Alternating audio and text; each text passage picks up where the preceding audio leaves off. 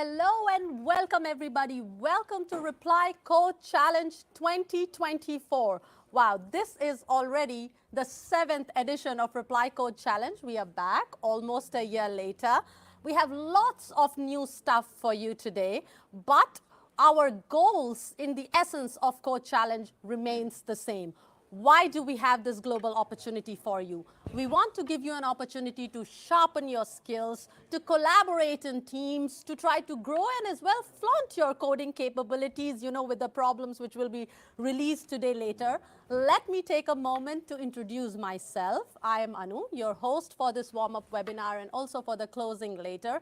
And I am joining you today from the beautiful Reply office here in Milan. I mean, the energy around me is quite vibrant. I must say there are also different coders, in different rooms joining us, but it is a small world, as I always like to say. And I know that today tons of repliers are joining us in so many different locations, hubs, as well as we have so many externals joining us as well. So whether you are watching us externally on YouTube, whether you are watching us on the Challenges platform, take a moment to say a quick hello. Tell us where you're from. We are always interested to know how wide and broad our community is, how many people we are reaching. So we can feel your energy, and we want to be doing this 45 minutes, the warm-up webinar, together with you to, give you some tips and some tricks, obviously, directly from the direct line is from the Codemaster. So I promise I have the Codemasters with me to give you some tips and tricks, but we will also recap some deadlines later, and we will also tell you the new things which we have in our bag for this 2024 Reply Code Challenge. So I would say sit tight, join me, get a cup of tea or get a cup of coffee right before you start playing the code challenge, and join me for these 40-45 minutes together where we will talk about the main deadlines and we will remind you about everything important and also get a little sneak peek of important things with our coach as well as with the Codemasters. So with that, I would like to request my magicians in the control room, as I always like to say, let us start with the main deadlines, because this is important. Everybody who's going to join us today, who's going to play with us today, need to keep these important timelines in mind so that at the end you're able to submit and give us your solutions.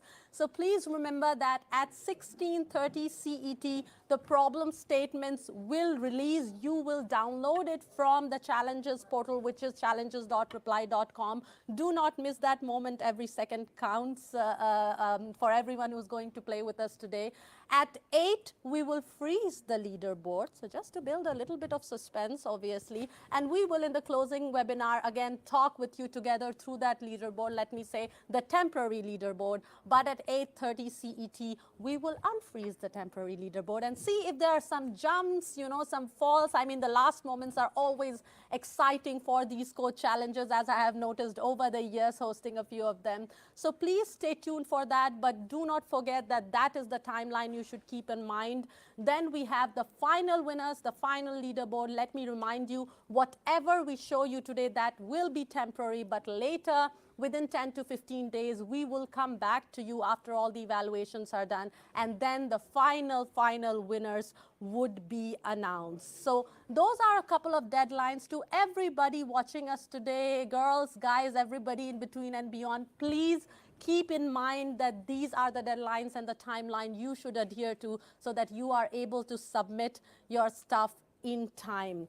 Let me also just a few minutes back, a few seconds back, I was mentioning that I always like to know where people are joining from, and I have a few names here of the countries. Wow, we have, I'm in Italy right now, so I see tons of people joining us in Italy, but we have tons of people joining us from South America, from Brazil, from Manchester, from France, from China. Wow, this is amazing. We are, again, I always like to talk about it. Hello and welcome everybody. Welcome to all of you who are joining us from any part of the world on any of the different platforms. If you are repliers watching us on our very own video platform, Chick Norris TV, welcome to all of you too. I know many of you are also joining from so many different locations. So hi to everybody.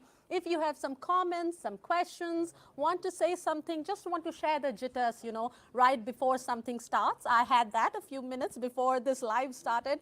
Please express yourselves in the YouTube chat. We always look forward to talking to all of you and knowing how you guys are feeling. So, a little bit before, I was talking about some things which are new. We have quite a few things which are new this time, but I do want to take a moment and talk about our brand new website. I'm sure everybody who's joining today has already seen the Challenges website, and I'm pretty sure that you have also noticed that there were, I would say, a few important changes.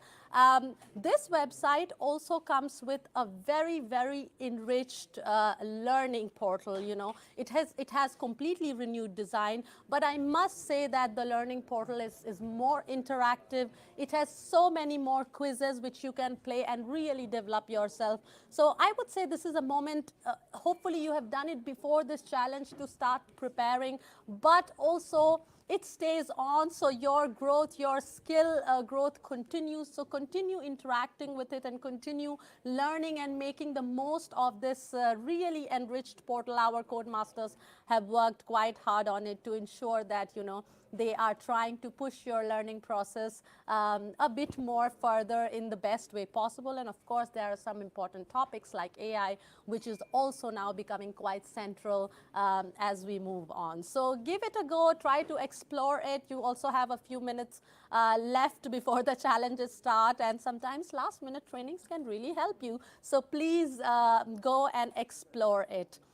I would also like to mention something special, and just because it is again one of the new things, time and again we just want to remind you, we already had 4 different leagues even last year. We had, of course, the standard leaderboard, the teen leaderboard, we had the university as well as the high school, but this year we have another one. And this goes back with our principle, which I mentioned in the beginning, that we do want to provide you in different ways opportunities, to feature your skills, to top the different kinds of leaderboards, to win in the sense of coding, but from different perspectives. And what we have for you today is the AI League. So I will request my magicians in the control room to show me. Thank you so much. So just to give you a perspective here, you are free to use AI to support your coding while you play Code Challenge today. Of course, it is not compulsory. Also, please know, whether you use AI or not, it will not impact your performance or will not give you extra points in your normal standard leaderboards or the university leaderboard or the teen leaderboard. But in case you do use AI, you will have 24 hours to answer some questions about, the prompts and the approaches you used with a form on the challenges page. And after today's challenge is over, you can provide us those information. And in case that is valid information, our Codemasters will obviously evaluate it. Then the best 5, let's say, teams which have used AI in the most creative way will top the leaderboard there, which is a completely, let me remind you once again, it is a completely separate leaderboard than all the other leaderboards, and it is not impacting any other leaderboard. So just to give you a little bit perspective that we do have a little bit of twist, and if you want to have some fun and if you just want to, you realize that you are not making it to the top of the other leaderboards, why not give it a shot and try to do something creative and try to appear on the AI League board. So with that, I would say it is the perfect moment to, let me first of all also remind you, because I know that we also get many seasoned players, but every now and then we also have newbies joining us, whether it's for our teeny tiny, as I like to call it, teen edition, or it is for our standard edition. We do have new people always joining us as the community broadens. So let me introduce, as we at least in Reply definitely know that the father of Code Challenge is joining us from Atlanta today, which is Marco Cusinato. Ciao Marco, how are you doing? Let us try to unmute Marco so that we can hear him. And we are used to getting. Can you hear me now? We hear you loud and clear. Marco, how are you? Very good, very good. Nice to be here. Thank you so much for joining us, Marco. For everybody, Marco is the father of Reply Code Challenge, but he's also Don't a say very father another time. That means that I'm old. All right, let me change that word. Our very beloved coach of Reply Code Challenge. You have to pick between one of these, Marco, father or beloved coach. Let's go with beloved coach. But the important thing for our listeners who are joining us today are that this is the moment where you should really, really listen, because maybe through Marco you get some pearls of wisdom, which maybe helps you during the time you're playing the Code Challenge. And since I touched a little bit on AI, Marco, how do you feel about it? What role do you think AI is going to play as we move towards the future of coding? Do you have a view on it?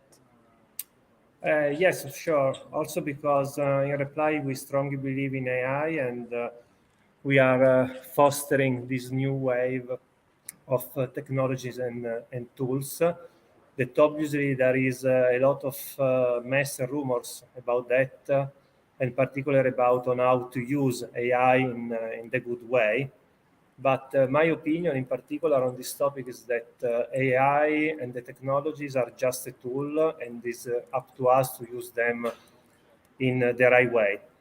So very, very simple. And specifically speaking about how to use and the fact that you are free, I mean, the challenges are free to use AI tools in this competition that we are having. This is also since the beginning the way in which we want to have this challenge. So giving all the freedom to the participants to use all the tools they want to use, all the developing tools and the programming languages they want to use to solve the problems.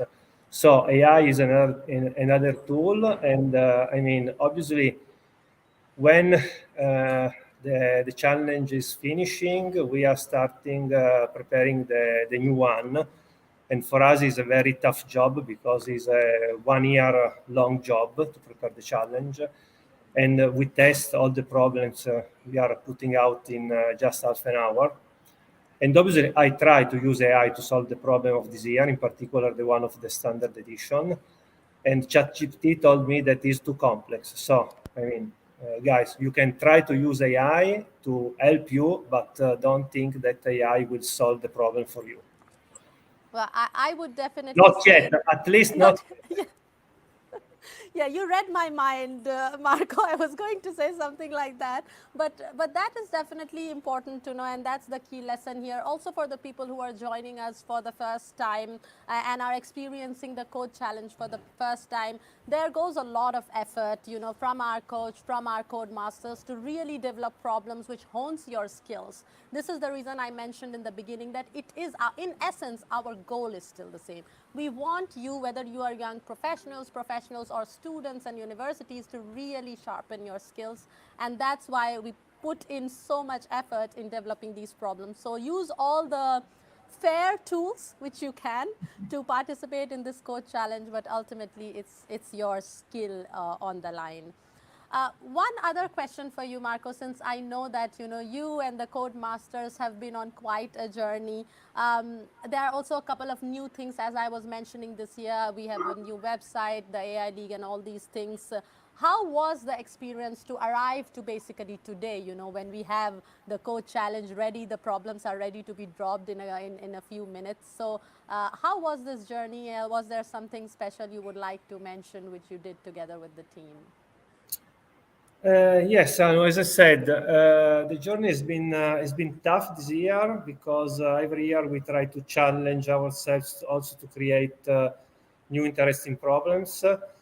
And I'm a little bit worried also looking at the code master behind you that seem a little bit agitated because this year was a rush. And when we did the final test, that was 1 month ago, I can say again, speaking about the standard edition, that was very tough for us to find a good solution because, as I said, we test everything. And so I will, the suggestion to the participant this year is to be very fast, to try to find a solution that perhaps is not good, but as fast as possible, because 4 hours seems to be a lot, but they are not. And when they have, after that, with the time left, try to have a better solution. But I mean, that was very, at least for us, was very tough. Then usually the external participant beat us every time, so they will be more good than us. But this is the suggestion, and I think at the end we got it. And as I said, agitated, all of them stay put now, so behind you. They are calm now, and we hope for the best. Thank you so much, Marco. Yes, you heard it, everyone. Speed is important this year, and of course, all our code masters, as Marco mentioned, have been working very strongly, and now are in the thick of it. So, thank you so much, Marco. One other thing before I let you go, I have to mention we also try to help our code masters have a little bit of fun so that they can come back and concentrate on the problem development. How was the experience of the hackathon this year? And together with the code masters, did you all also have some fun? Yes, absolutely, because I think is almost 2 years or 3 years that we are preparing this challenge with doing hackathons. That means working during the weekend, and I mean 24 hours during the weekend. Absolutely. But along the work, we also have some fun experience. This year was the bobsledge on the snow, and also you were here, and it was very fun. And luckily, no one get hurt. Yes, absolutely. No one got hurt, and we had also quite a bit of fun. Thank you so much, Marco, for joining us and kicking us off with the 2024 Reply Code Challenge. Hopefully, I see you again. And yeah, see you soon, and good luck with the challenge with all the players today in playing. Thank you. Thank you, Anna. Thank you. All right, everybody, there you had it. You heard directly from our coach.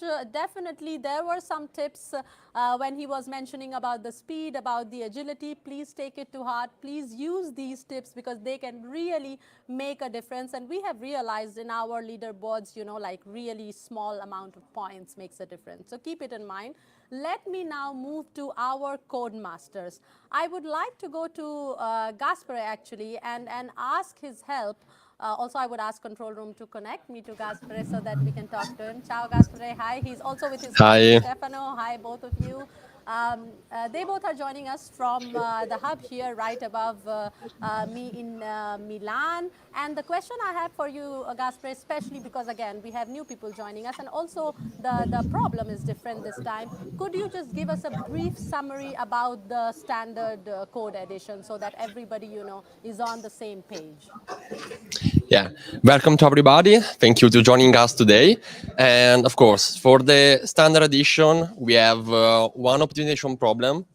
And then we will have the teen edition that will comprise 5 different algorithmic problems.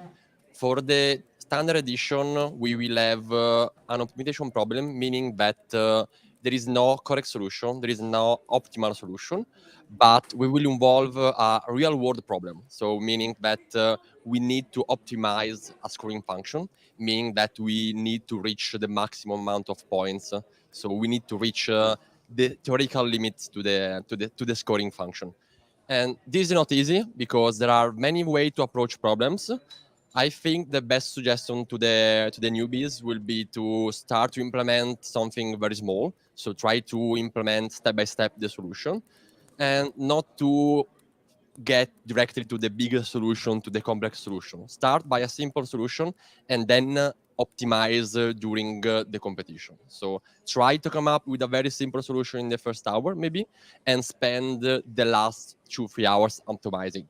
So after you have some points and you know that your solution will work, you have to optimize and work on it in order to be the best one amongst all the participating teams.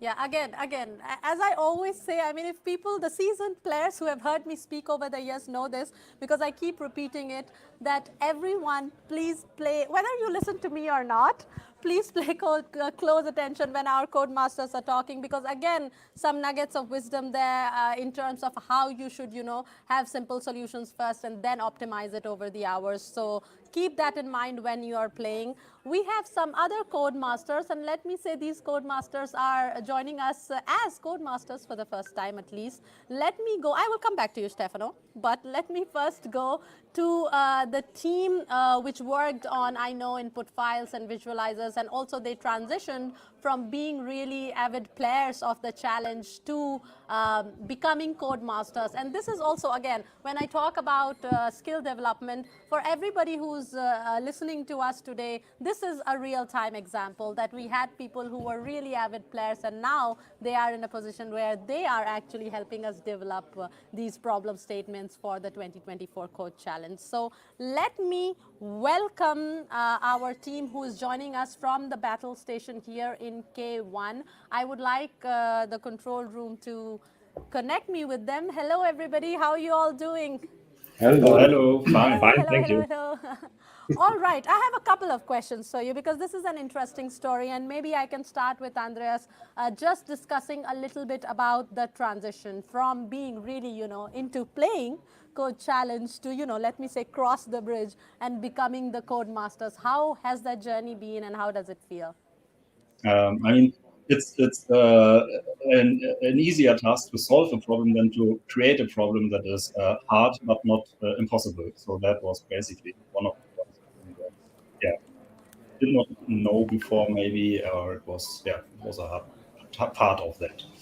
And also immediately we switched back to our old mode. So as soon as we had something of a problem, we tried to solve it immediately. We cannot get rid of that, I guess. Yeah, I guess so. Old habits die hard, so I think that would stay.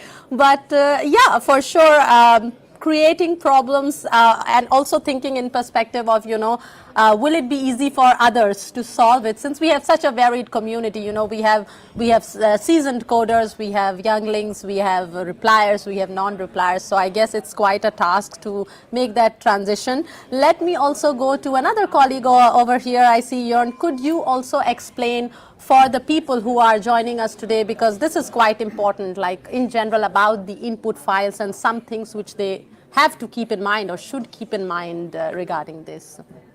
Yes, I think I have two tips, especially for new teams joining this year.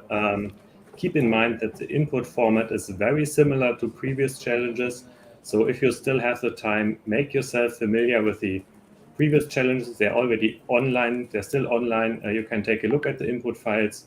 They're very easy to pass, but if you have seen it before, if you have tried it before, you will lose less time during the challenge to actually pass the input. And I think the second tip that is very important for everybody, take a look manually at those files, try to understand what the problem is about. And this will maybe guide you in a direction, because not everything that is possible as an input file is realized in the challenge. And also, of course, they're ordered by difficulty. So the lower numbers are easier than the harder numbers. So take a look at the lower numbers first, but keep in mind to look at all of them before you start implementing. I think that's a good idea. Wow, again, very, very straight to the point tips and tricks there for our listeners, and I am sure that you can make use of it. Everybody who's listening to us today, please take those points from Jörn into consideration. We have a couple of more colleagues sitting there together on the couch, and I do want to talk a little bit about the visualizer. So maybe Seth and Daniel, if you also want to jump in, tell us a little bit about the visualizer and just, a little summary for everybody who is joining us today. So when we were implementing the solver internally for solving all the files to actually also test our own problem statements, we were developing also a visualizer to actually find problems, which we maybe still had. And that's why we actually thought about just keeping this visualizer as the visualizer for the challenge. So that's why we decided, okay, let's keep it simple. Let's just pass it let's just print it as an image and keep it simple, keep it small, and yeah, that was our intention for it. It might not look better than the old one, but it's still quite nice. And it would be nice to get also feedback. So if there are any problems with it, it would be nice if anybody can write in the comments or in the chat, wherever. If there is a problem or something is nice, then please comment it. Would be nice to improve it then for the next challenge.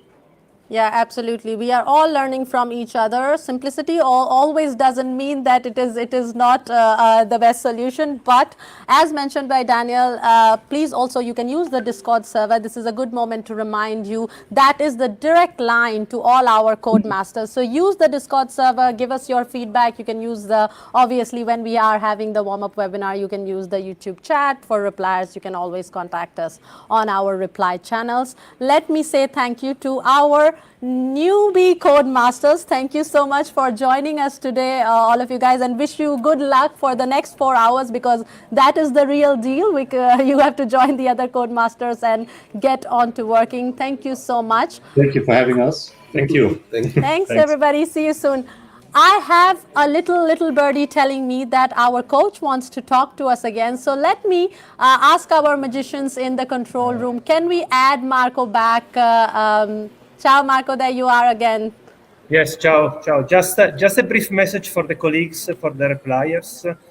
These 4 guys have won, I think, the last 3 editions of our internal challenge. It is the same of the standard edition for the external, but with a different leaderboard. So we force them in some way to be part of the Codemaster, and this is the message for all the repliers to be tough.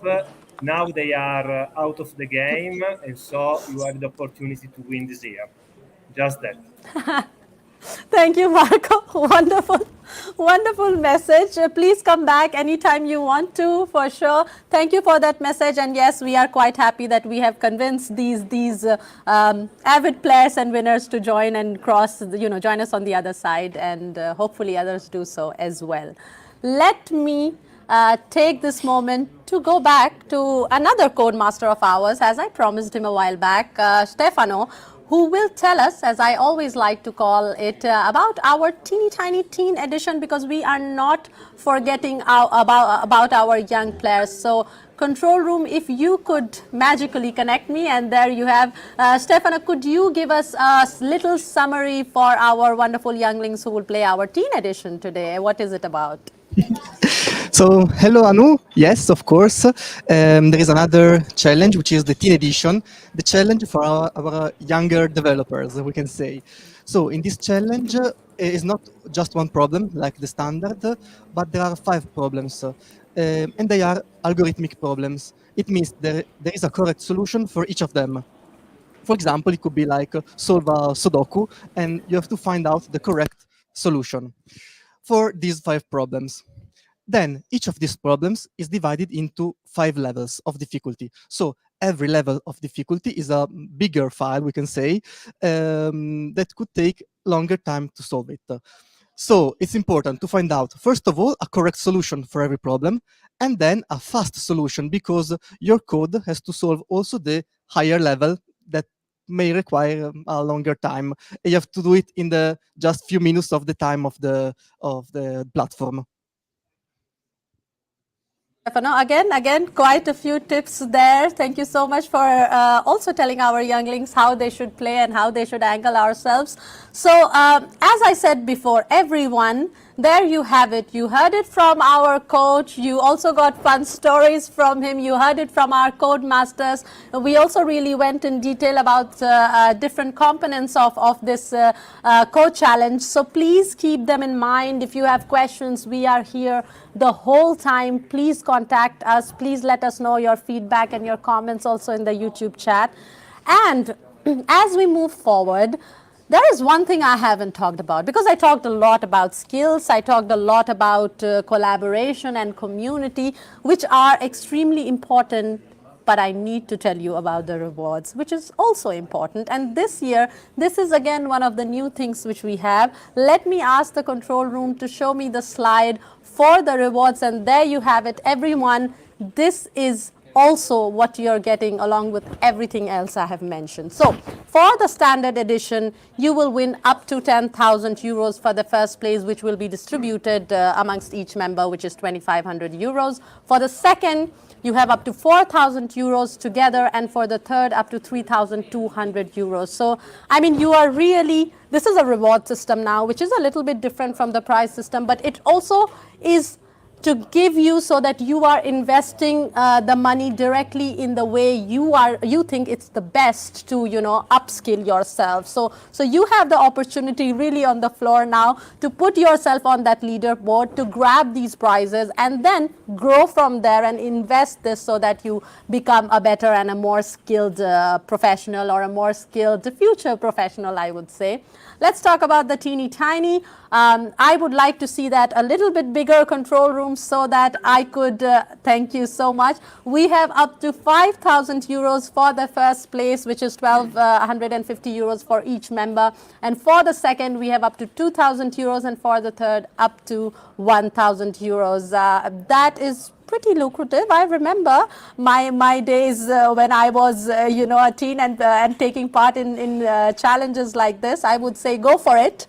All of the younglings which are playing, and really try hard to put yourselves on that leaderboard, because we know that the competition gets intense, and a little thing, a little trick, a little you know, last minute realization can make a lot of difference. And I also mentioned about the AI League, which again, let me once again point out that this is not going to affect any other leaderboards. But if you are using AI and you give us the information using the prompt, using the form on the challenges page, you will win up to 600 euros. There would be 5 teams which the Codemasters will select.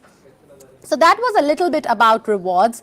I also want to give you a little bit perspective, because numbers speak better than me. So when I talk about the community, I would like to show you how many registrations. So we are currently in this huge global community of all of us. We are made up of 8,500 registered people who registered for the Code Challenge this year. We have 750 teams for Teen Edition. We have 1,900 teams for Teen Edition. I mean, these are massive numbers. We are touching 123 countries. So imagine the different kinds of skills which are coming together in this next 4 hours when we play the Code Challenge. We have 77% students and 23% professionals.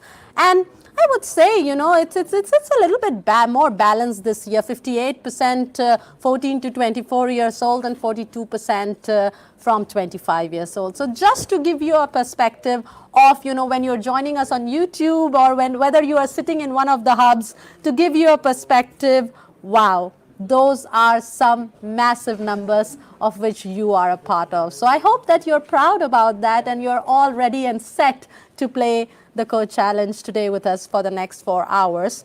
Now, I also want to, you know, connect with different people who are joining us in different hubs. And one of my very favorite is always to talk about high schools. And here I would again like to request the control room to show me the slide for the high school, to see how many high schools are actually taking part. I'm always 405 high schools are taking part. I am sure that you know that this slide is not big enough to show all the high schools, but just some examples. So you know, the Sutton Grammar School, we will later connect with also the Alessandro Rossi High School. They have a hub. We have high schools in Budapest. I mean, really, these are just a few examples, but 405 high schools are taking part. And of course, I must mention here that if you have during registration mentioned your high school, it's the same for the university. You automatically become a contender for the high school league as well as the university league, which is a parallel leaderboard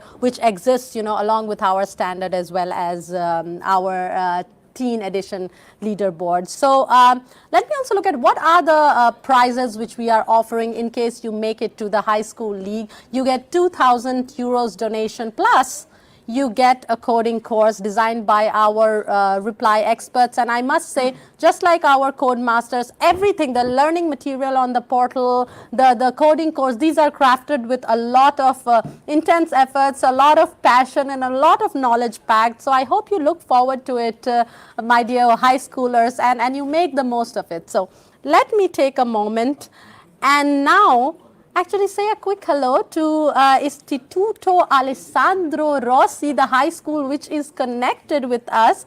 I see them. Hello, High School Alessandro Rossi. Can you hear us? I know that we have Matteo, who's the professor. Hello, everybody. Hi, everyone. It's so amazing. We have, I think, more than 60, 70 students who are now all gathering up and joining. Wow, hi, everyone. How are you doing? Are you ready? Are you ready to play? Woo! I'm quite glad. I wish all of you very, very best of luck joining us today. I know you won last year, so maybe it is going to be a winning streak. We will see. Yes. I wish you all the best. Good luck to everybody in the hub, and thank you so much for connecting with us. We will see each other soon. Have a good playing time, everybody. Bye. Well, as I said before, of course, I always feel the energy here in the Reply office, but it's wonderful to go to our hubs and just, to get a quick feel of how the people are feeling those pre-jitters. Now we have almost, 9 minutes till the problems drop. So we are really, really in the thick of Code Challenge, I would say. I will not forget about the universities. Control room. How many universities do we have joining us today? Wow. 619. Every time I look at a number, it tops the previous number I look at, and every time it makes me wonder, how do we keep growing and bringing so many people together? Again, the universities you see here: Università di Trento, Politecnico di Torino, Politecnico Milano, Sapienza, the one in Bari, just few examples, but we have 619 universities taking part. And as a prize, if we move forward to the slide, we know that we are going to give the one who gets the first place the arcade game or a financial donation for an educational or a research project. And arcade game is also a way where you can continue this community building. I definitely remember it from my university days, but I do have a surprise for you. I always have surprises for the people who are watching us today. We have University of Bari with us, I think, joining. So control room, can we connect to University of Bari?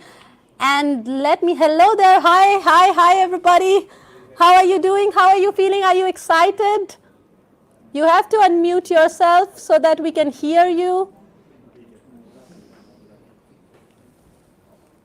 We don't hear you yet, but if we can't hear you, let's talk in sign language.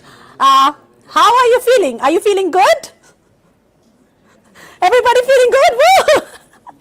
Hi, everybody. I mean, fine. Technology, it's as usual. It's no worries at all. But I see you all very happy. I see the room totally filled over there. So it is wonderful. Great. You guys, wishing you wonderful, wonderful good luck. Hope you make it to the top of that leaderboard, and see you very soon. University of Bari, do your best. Give it all. See you soon, guys.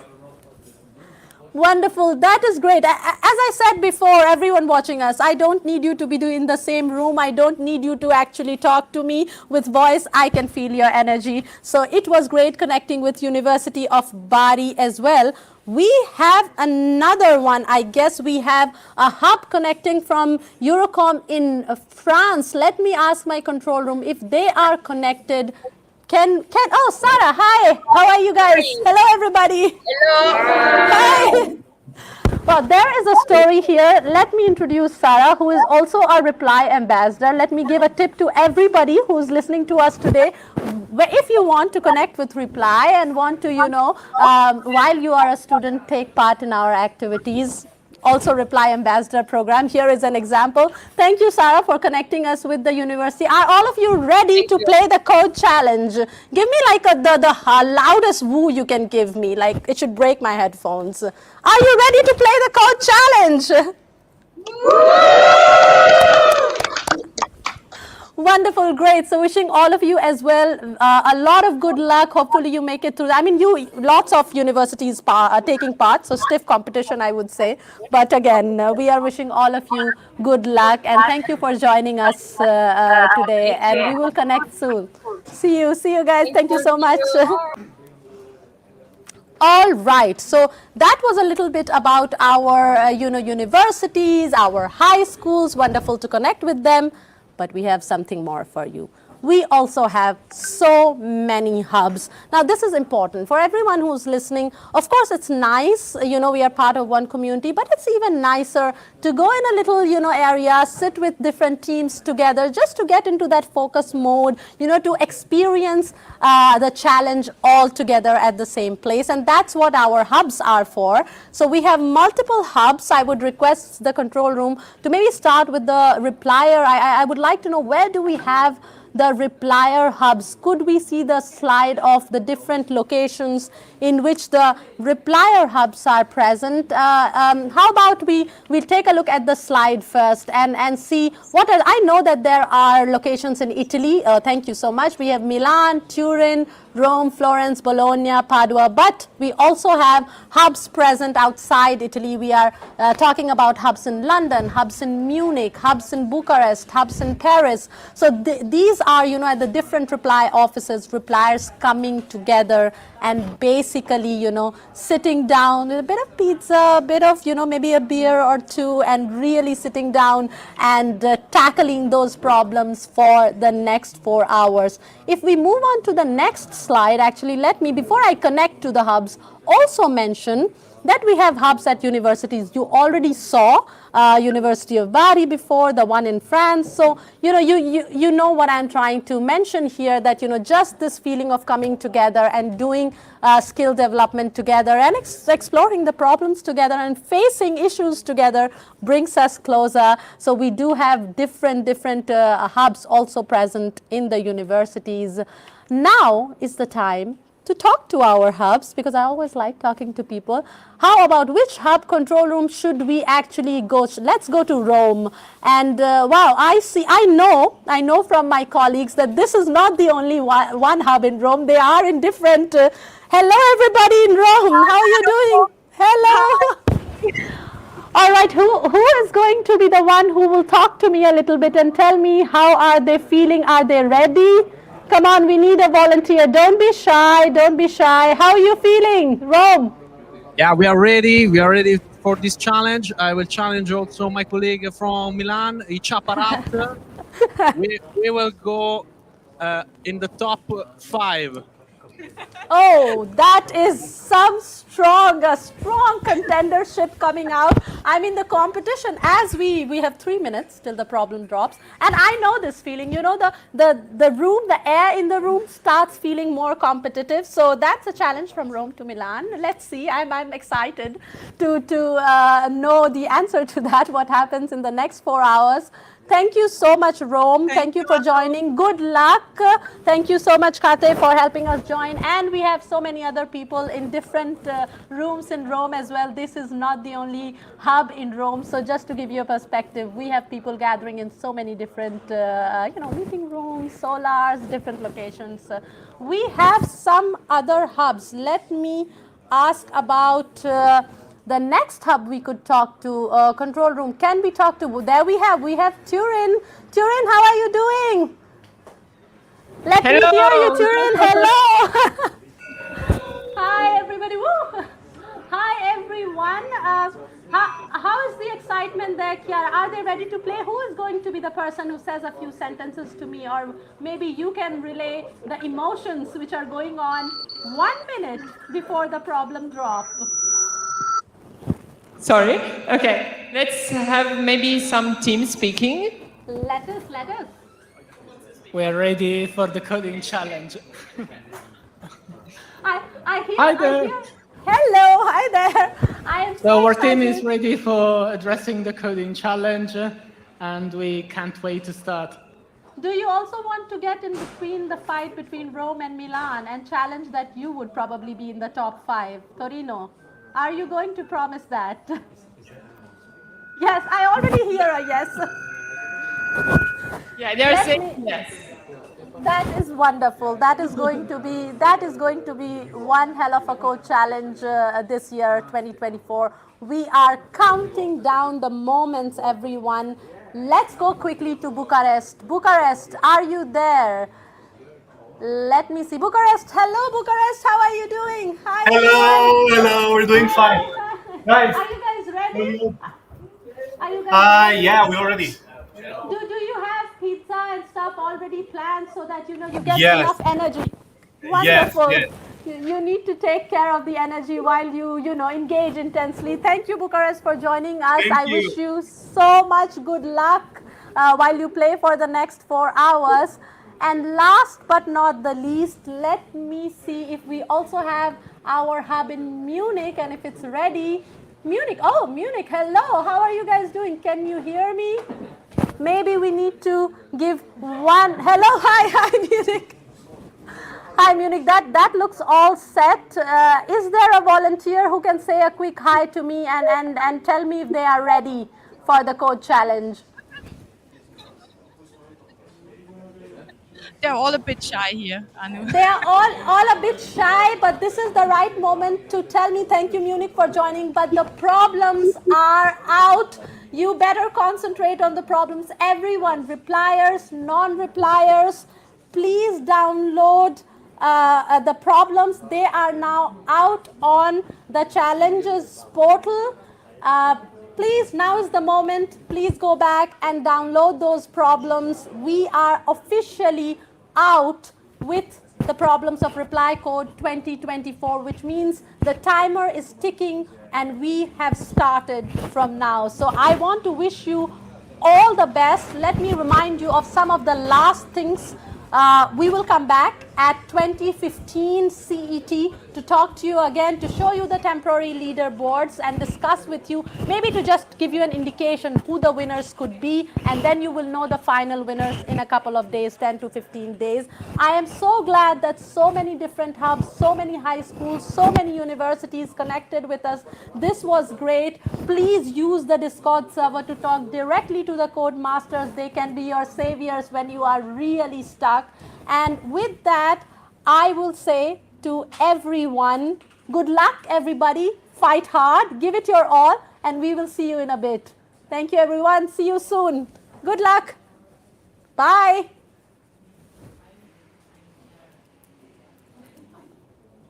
And now I have to ask the control room to make me vanish. And 3, 2, there we have it.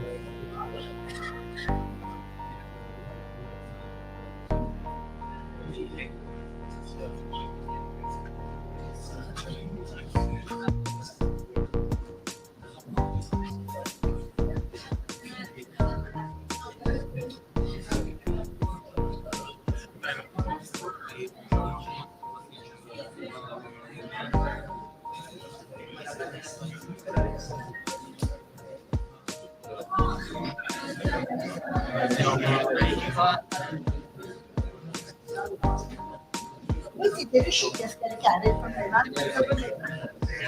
Allora, ci sta dicendo che non riesco.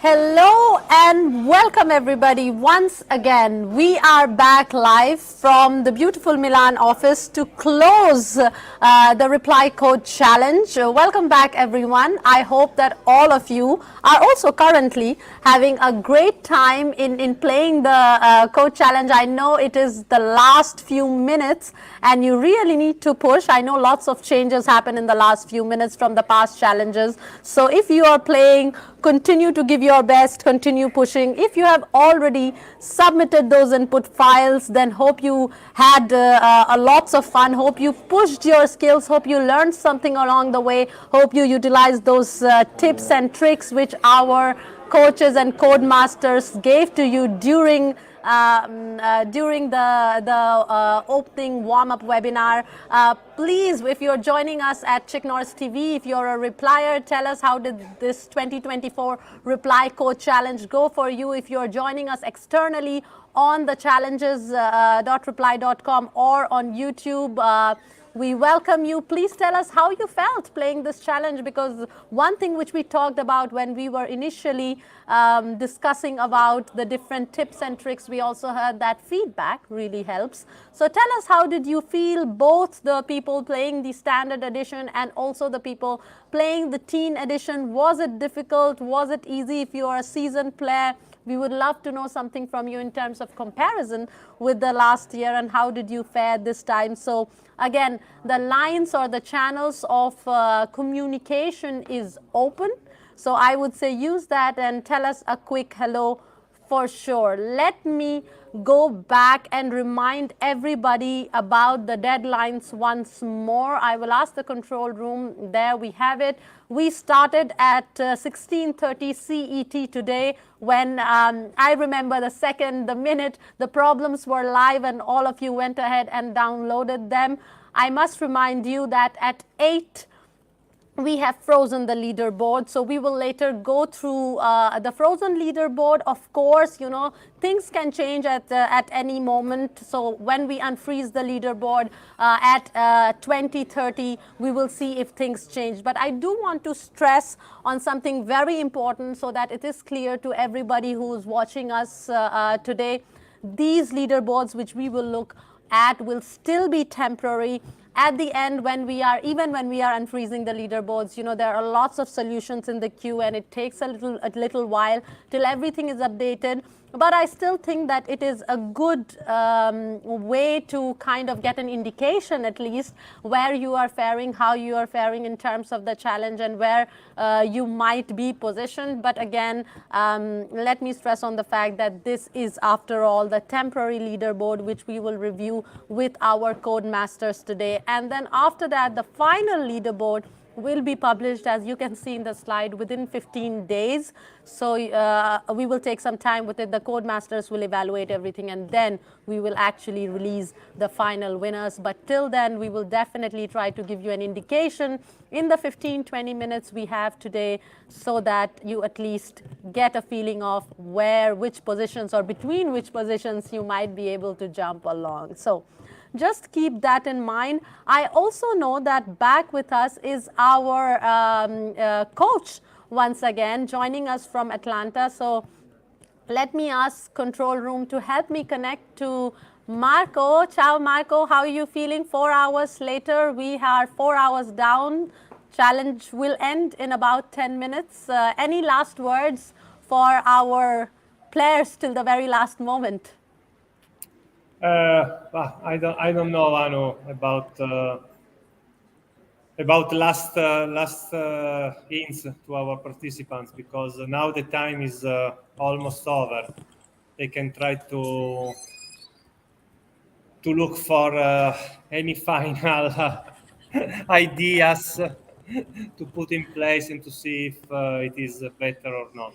But I've seen, I took a look at the leaderboards, and as always, the external participant with respect to repliers, they have really outperformed us. Wow. But really outperformed us, looking at the points they scored. So good job for them, and not so good for us. But anyhow, we will see. Yes, let's see. Maybe some of them might become repliers and we are able to push our leaderboard next year. But as Marco said, thank you for joining us, Marco. Thank you for your, let me say, now is the time, only good wishes, good work. So thank you for joining us now. But everybody who's playing, you have good wishes from all of us, from Marco, from all the Codemasters. But we are really in the last moments. Congratulations to also the externals who have been playing with us. I already received news from Marco as well as from the other Codemasters that you have really outperformed us. So I look forward to even look at that temporary leaderboard later, because I'm quite curious to see who are these externals, who are really topping that leaderboard currently. Let me also check with the control room if we do have a hub from Trento connected, University of Trento connected. Hello, Professor Alberto, how are you doing? Fine, thanks. Hi, how are you? I'm doing well. One Okay, year later, we have you here again. How is it going? Good, going good, thank you. So let me change the camera so I can use the front camera, okay? Absolutely. So I can show you what is the situation. And we seem to have lost Professor Alberto from University of Trento, but not before. We already showed using the camera actually the full room. We are trying to add them back, and we have you again. So sorry. So this is the situation. They are still working, and say hi, guys. Hi, everybody. We are with a reply. So they are still working at the very last minute. They are trying to catch the last points, etc. You see, we also have some people. Yeah. We had some people with a very large screen, and they are still working. Well, it is still 8 minutes to go, and I would say it is quite all right to give your best till the very, very last moment, and I see that happening. It is so wonderful to have connected with you, Professor. I wish you and all your students good luck, and then we will see later the leaderboard. I know that you usually feature there, so we will see if you have a streak again or not, and we will connect to you later. Thank you so much for joining us. Thank you. Bye. Bye-bye. As we get back, everyone, just to also give you a perspective of once again, going back to our hubs, we connected to so many different hubs in our opening webinar. Of course, we talked to universities, we talked to high schools, we even talked to different repliers hub in so many different locations. But again, it is wonderful to see what happens, when the challenge actually starts. And then you see a hub which is a university completely full, people really trying hard to get the final submissions in. And that really shows you the commitment that people have towards the skill development and also towards coming together and, taking part in these challenges in a community and fostering that collaboration. So I am so happy to once again connect to a hub and see this. So I'm really grateful that we went to Trento. Now, before we move forward, I would like to once again, and as we have few minutes before we actually, go to the leaderboards, I would like to go quickly to the rewards. And take a look at, so there you see here, I will just mention the ones in the first place. As you see, for standard edition, we have up to 10,000 euros, which is obviously divided between the team members. And then for the teen edition, the first place is up to 5,000 euros. And then I want to take a moment to talk about the AI League, because this is a special league basically which we have this year, and it is if you use or if you tend to use some form of AI to support your coding. And I know that one of the Codemasters also wants to speak here.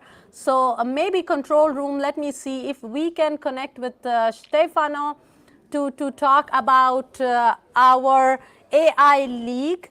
And let us give Stefano a moment. There we have Stefano. I know you want to mention some things to all our viewers about the AI League.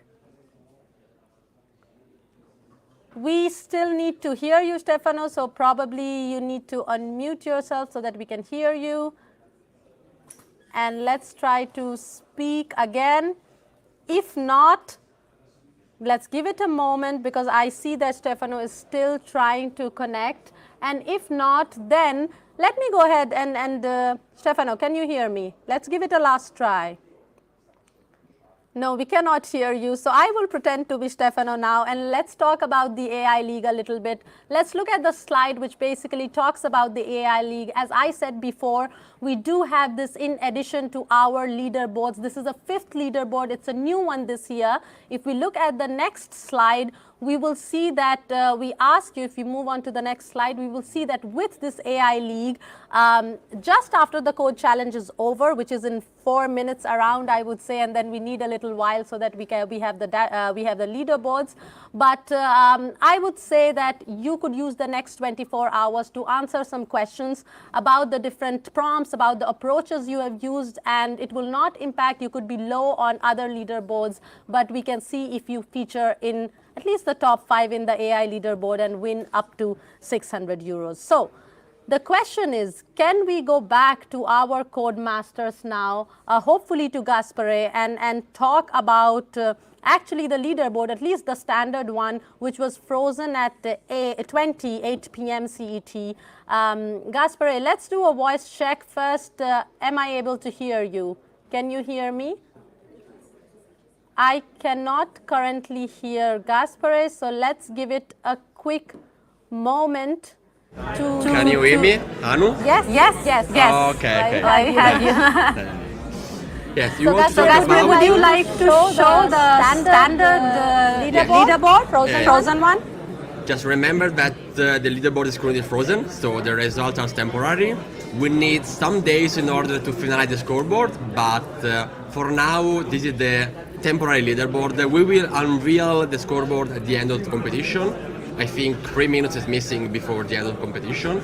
And I'm happy to see that we have a lot of recurring participants in the top position, in particular Past Glory and Star Code. They are famous in our reply code challenge history because they already won or became second and third in the previous edition. And I think we have a lot of new teams also in the first position, like for example Cobor and Sherwood. I think they are new to our competition, and Hashcode fans, of course, we miss Hashcode, but they are happy that they are here to play with us. So we have both new teams and old teams participating in the competition. I see at least the temporary frozen leaderboard. Definitely featuring some old teams which have always been on our leaderboard, which makes me happy as well that they are so committed and they are seasoned. But Gaspare, how about we also take a look at the university leaderboard so that Yeah, of course. Can you share me the screen from control room? Okay. I'm very happy this year because we have a lot of non-Italian universities, differently from the previous year. And in particular, we can see that in the first position, we have the ITMO University from St. Petersburg. And we have 2 universities from Tokyo, the University of Tokyo and Keio University. And welcome to all the Japanese players to participate. We also have European, yes, from Wroclaw, the 4th and the 5th one. They are both from Wroclaw. And you can see that in the other page we have also other international universities. I can see here, yes, from France, Tel Aviv, but also from Trento, from our friends from Trento, and a lot of universities all over the world. I see also Maryland from USA, Cambridge. So this competition is very international. We're happy to see a lot of universities all around the world. Yeah, absolutely. It is one of my favorite things to always mention is definitely the breadth of the community we reach. Correct me if I'm wrong, Gaspare, but isn't it the first time that the Japanese universities are featuring, at least in the temporary frozen one on the top? Yeah, I'm very happy, surprised to see Japanese in the competition because the time zone is not very friendly because I think in Japan now it's currently 4 a.m. in the morning, so compliments to all the Japanese wake up in the night competing with us. So thank you for Japanese friends. Congratulations already to all our Japanese friends, to everybody. But really, the time zone is not on their side, but this really depicts their commitment and also their excitement to take our code challenge quite seriously, because they are taking this time to also develop their skills. They are also being successful because they are currently in the temporary frozen leaderboard in the first 5, I would say. So that is good news. Let us go to Stefano, who is right beside Gaspre, and also take a look at the teen leaderboard. Okay. Let's request control room to show the leaderboard for the teen edition. Okay, we have. I can. Yeah. Okay. This year we have a lot of new teams, I think. Yeah. Yeah. Okay. It's the Zoom event version. Rotterdam, I don't know where they're from. Botswana, Potato Pride, and Dascardo.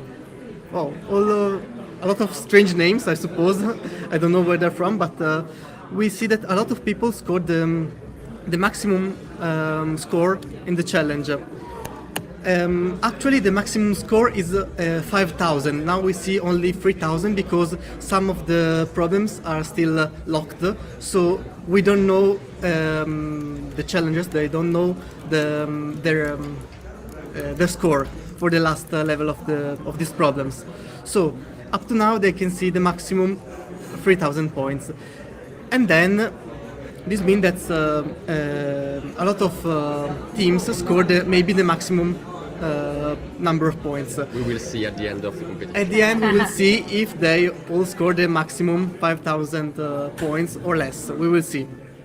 Yeah, absolutely. Currently, we have 3,000, but of course, we will see, when we unfreeze. And again, let me take this moment to remind everybody once more what you're looking at. If you have joined us a little bit later, I mentioned in the beginning, we are currently only looking at temporary leaderboard. That was also frozen at 8 p.m. CET, so 20 CET, and then we will also look at the unfrozen leaderboard. I know that it will be unfrozen soon. We just need a little bit of time so that we can show you the recently unfrozen one. But let me reiterate that all these leaderboards which you'll be seeing today are not the final leaderboards. We will take some time, and by we I mean, of course, our Codemasters will take some time and within 10 to 15 days get back to you. So please keep that in mind. There can be things which changes. It might not be one-on-one as what you see together with our Codemasters today.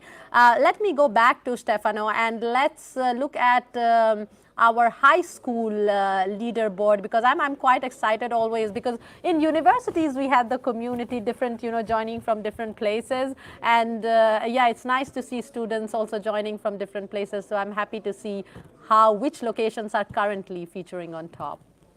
Yes, of course. For this the school leaderboard, we have at the first place the Sutton Grammar School from UK. Then Istituto Tecnico Industriale Statale Alessandro Rossi is in Italy, and also Istituto Tecnico Industriale Statale Alessandro Rossi. Once again, we have another team from the same school. This is the leaderboard for the temporary leaderboard, of course. Yeah, absolutely. I mean, this is quite interesting because, of course, you can have different teams from the same school, and looks like they are quite a bit in competition with each other there. So that's always fun to see. Let me confirm with the control room and also with both of you guys here. Do we have our unfrozen leaderboard already available? And if we do, then Gaspre, I would like you to take us through the standard one, the team one to start with, to see did something change. I see something's changed. Yeah, and I happy to see that the best team scored points in the last 4 minutes. So it's very important to remark once again that every minute counts, even if it's missing 4 or 5 minutes, because the best points come even before the end of the competition. So we can see that Past Glory, Sherwood and Star Code submitted code in the last half an hour. And in particular, we can see that the first and the fourth score points 1 minute before the end of the competition. So 20 and 29 minutes. So it's amazing to see that they compete even 1 minute before the end of the competition. So compliments to everyone once again. All right. I mean, that is wonderful. I know that we have the switch between, I think, the second and the third place. If we can still see the leaderboard, because we would like to also go and see the university one, the unfrozen one. Hopefully we can also take a quick look. Again, still temporary, so control room. Let's look at the university leaderboard. Gaspare, over to you. Again, I see some changes here as well, I think. We confirm ITMO University from St. Petersburg and the University of Tokyo, but we have an overtake where Rock Club overtake the K University, so compliments to the Russian, to the Japanese and to the Poland universities to become the first in the temporary leaderboard. Yeah, absolutely. I mean, of course, as I say again and again, this is only an indication. You also see our control room scrolling and showing, going a little bit further than top 5, which is great, so that you see where you are being featured in the temporary unfrozen leaderboard, I would say. And compliments to all the students who are really, these are different corners of the world, but after all, small world. And there we are, we have 3 different universities, at least in the top 3, from completely different places representing. So compliments to all of you, I would say. Let me also ask the control room, is it possible to also look at the unfrozen leaderboard for the teen edition, so that Stefano can hopefully see if there are any other changes? Let me ask control room to show the leaderboard, the unfrozen leaderboard for the teen edition, and there we have it. Stefano, over to you. Okay. Now we have Botswana Potato Pride as first, then Das Castor as second, and Budrio Longino Olympid in informatics as a third place. We see that all of these teams, they scored more points in the last moment. It means that maybe the other team that were in the podium before, maybe they didn't get all the points. Maybe, I don't know. Let's move for the school. Very interesting. This is very interesting. Yes. Before you move to the school, because I think even Botswana, the first team was somewhere near 3,000 points. And really going back to what Gaspare was also saying, the last moment kick-ins really changes the view, and I'm always excited for this, because during our closing webinar, it is only a matter of minutes, you know, and then we see the jumps and the falls, and it is quite interesting. Yes, especially for the podium, because for the podium, every minute is very important for the result. Yes. Perfect. Let's also look at our youngest, I would say, players, the high school leaderboard, and did we see any changes? Okay. Now, for the school, we have Sutton Grammar School, which is always the first. Then Istituto Industriale Statale Sandro Rossi is always the second. And no variation also for the third, which is the same school. Perfect, so perfect. Always the same. So again here, what we also saw in the frozen one at 20 CET, we have 2 teams from the same school, also the school which connected with us earlier today, and they keep on maintaining their streak. Thank you so much, Codemasters. We are quite happy that you helped us to see the one frozen before and the leaderboards unfrozen, during the time later. I would take a moment once again to all the people who are joining us. Please remember that these were all temporary leaderboards. Of course, it gives you an indication, but it is not the final leaderboard. You will, within the couple of next days, receive communication confirmation after Codemasters have evaluated everything, and then the final winners would be shown. I want to just take one last moment to show some funny names which we had. I know Control Room has some funny names for our team members here. Just something fun before all of you go away. Wow, what interesting set of names we have. Panic at the Deadline, Rest in Pizza, We Bite. Hope all of you also had fun. I mean, these are the moments when you're collaborating and you come up with also funny, light things. So super interesting, funny names, quite a bit new from the last time when we looked at Co-Challenge team names. So congratulations to everybody. I would say thank you for joining. Thank you for playing today. Hope it gave you a sense of skill development. Hope that you sharpened your skills. Hope you learned something during this, and next year you come back with even more fervor and even more excitement and enthusiasm and determination to make it on top on that leaderboard. And we have so many leaderboards, 5 in total this year. So there are a lot of opportunities to make it to the top. Congratulations to everybody who will receive the rewards. If you're a replier, please note that you will receive different prizes, of course, which are mentioned in the communications shared with the repliers. I also see tons of comments popping up from so many people. We always love to hear how you're feeling, how was the experience, all the feedback you can give us. We are open for that. Thank you, everyone. And as I always like to say, till we see each other again, everyone, stay curious, stay happy, keep on learning. Goodbye, everyone. Bye-bye.